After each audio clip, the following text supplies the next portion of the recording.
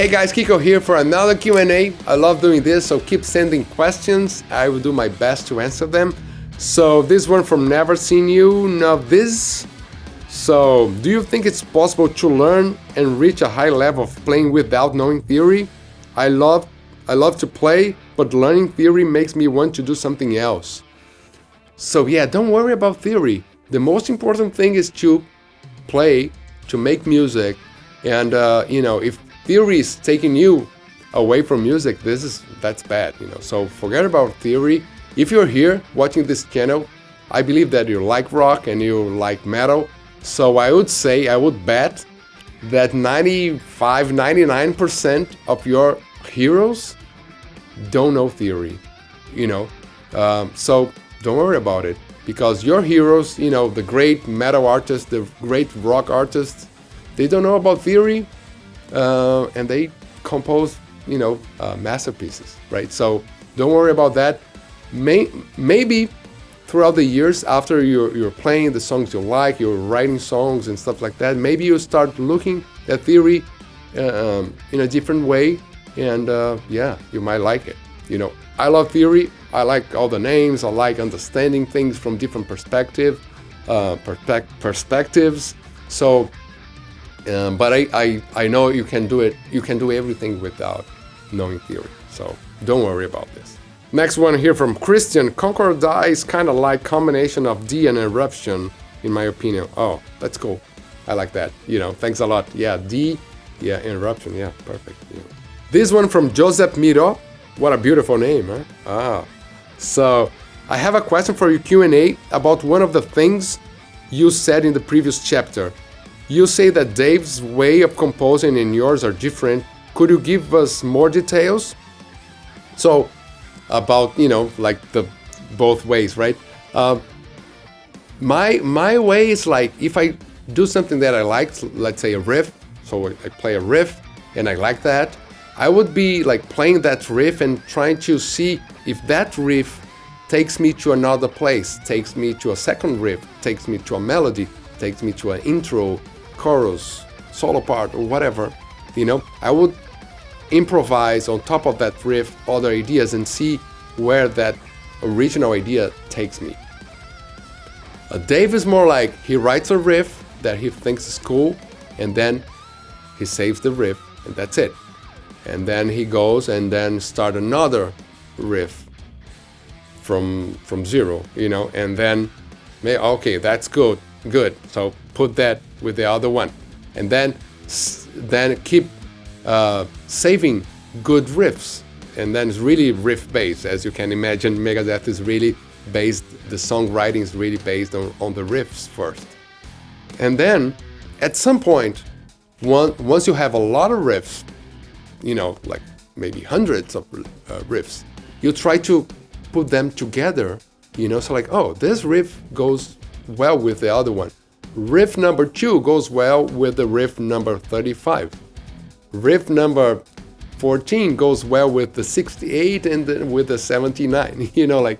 And then put them together, and then you have a song. And then from there you might listen to those ideas that you put together and see if, now maybe I need an intro. Maybe go to your vault, to your folder full of riffs, and see if there's an intro, or maybe you create an intro there, but you have already kind of the basic parts of the songs, and like maybe 2, 3, 4 riffs together that you can hear. Oh, this is a song. And in my way, it would be more like jamming and maybe singing a melody on top of the riff, and then already kind of building a song right there. And then it's just it is different, and the results are different, and so that's the main difference. And I think it's very effective the way Megadeth does. It's really it's less like jamming and like kind of playing for hours the same thing to see if it's gonna happen. It's more like pragmatic. It's like, okay, this is good. Okay, let's try to find another good 4 bars of a cool riff, and then okay, another one is good, and then you pile like a lot of great riffs, and then supposedly your song's gonna be full of great riffs and great ideas, instead of like jamming and then, that's my, yeah, just the process is pretty different. But I think it's fun, the way I do, I like doing it because I like playing. So, it's never a problem to be 2 hours like playing the same idea, So that's my answer for that. This one from Eduardo Machado. What Kiko can't do? I think he cannot play Guitar Hero. You're right. Yeah, I'm really bad. I remember like 15 years ago, like the Guitar Hero, moment, and I had some situations that I remember like doing an event for Samsung, and I remember going on a TV show with the Guitar Hero world champion. He was a Brazilian guy, and the guy was like 15 years old, and then they put myself playing guitar, and then kind of a competition with the real guitar player and then the Guitar Hero champion, world champion, and then I was about to try to play the Guitar Hero. I would be like completely 0% of I just couldn't hit the. I thought the timing, the tempo was kind of weird. It was not very musical. So yeah. Anyways, yeah, I cannot play Guitar Hero. That's for sure. Another question here about theory. I will do videos about theory. It seems like a subject that people want to know more. This one from Quasi Pseudo. Do you think about theory when you're creating, or you just jam until you find something you like? That's an interesting question. I always get this question because people think that at some point you don't think about the theory. Of course, you practice your instrument and you learn the theory. At some point, it's all combined. You play, let's say, a F major C. That's like a 4/1, a Plagal cadence. So I don't play this is a Plagal cadence, but I know the feeling. So if I want to use that feeling, I know the name for that. If I want to tell someone, the song ends like 4/1, like the Plagal cadence. I don't say those kind of things inside the Megadeth camp, of course, but the 4/1, other musician would know. And if you say a Plagal cadence, people would know. Or you can say like, oh, that's just like the end of Let It Be. Maybe for you don't need to know the name. Maybe for you the sound of the end of Let It Be, and you want to end your song just like that. So yeah, but the theory, it helps for communication, among musicians, and it helps you to label things, label sounds, label situations, and then when you're playing, you don't think about the name, but the feeling. It's hard to explain how the brain works, but it's all combined. And then, it's not something that you go to the theory book to learn the next part of the song. You just play, and then at the same time, what's happening, why that thing sounds, whatever, creepy, or sounds beautiful, or sounds like, like a happy moment, or why this sounds more, whatever, flamenco, why this sounds more jazzy or more bluesy, because of the theory elements, and it's all combined, So yeah, I hope this was a good answer. I don't know, it's kind of confusing sometimes to explain the way the brain works, This one from Vin van der Bar. Any tips or licks to help my lead playing sound more exotic and unconventional? The first thing, you have to listen to exotic and unconventional music. So you have to, absorb those sounds, those intervals, those chord progressions. Otherwise, you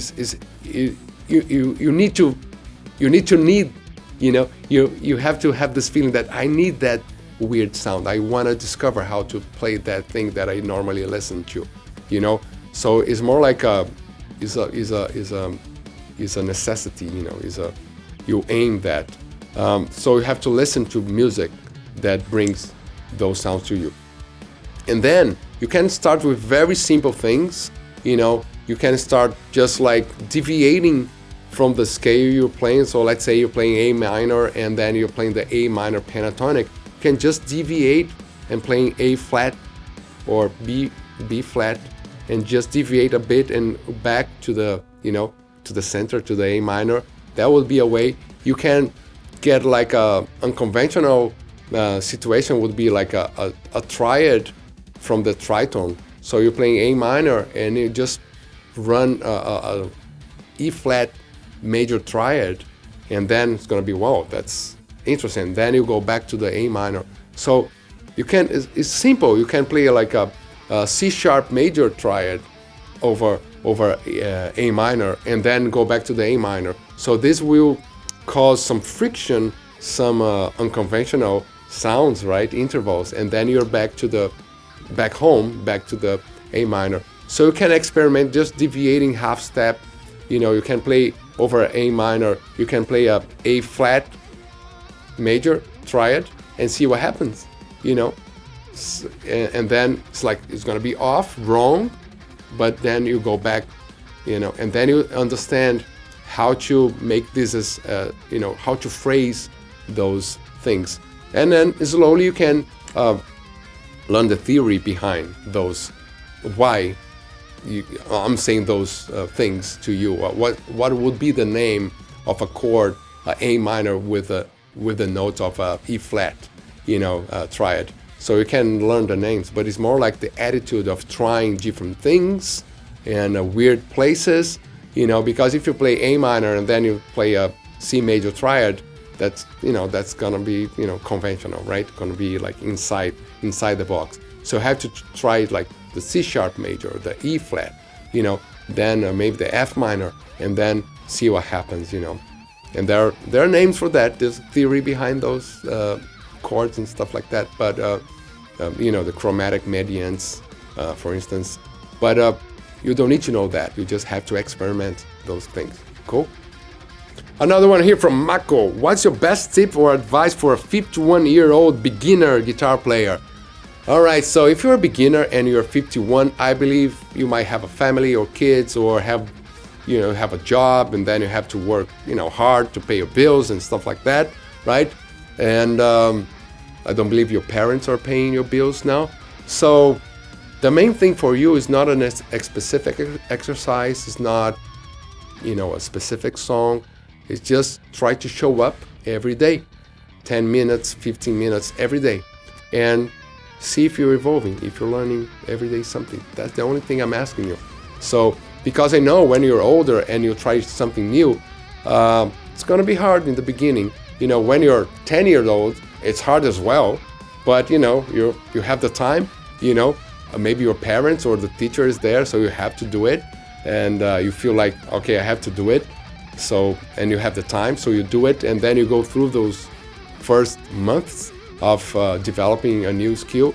So, I know, because sometimes I try something new, and you just need to be there again. Start every day 10 minutes, 15, and then it's gonna be 15 minutes, and then it's gonna be 2 moments during the day of 15 minutes. Then I'll play a half hour. Then at some point you're gonna play 1 hour, and then you're playing songs. Maybe learning the scales, maybe learning new chords, and then it's gonna be excited because you see the improvement, you see the evolution, and then you're gonna be having fun playing music, and the fingers will not hurt anymore, and then you start understanding the ways to practice. So the main thing is this, just show up every day, grab your guitar, your acoustic guitar, just leave your guitar right there, close to you. So every time you have, every 5 minutes you have, every break, you just grab the guitar and play something. It doesn't matter what you're gonna play. It can be a 1, 2, 3, 4 exercise. It can be a few chords. It can be strumming a few chords and singing a song. It doesn't matter. I think in the beginning it doesn't matter in your case. Cool. All right, guys. So subscribe to the channel, leave your questions here, and see you in the next video. Thanks a lot.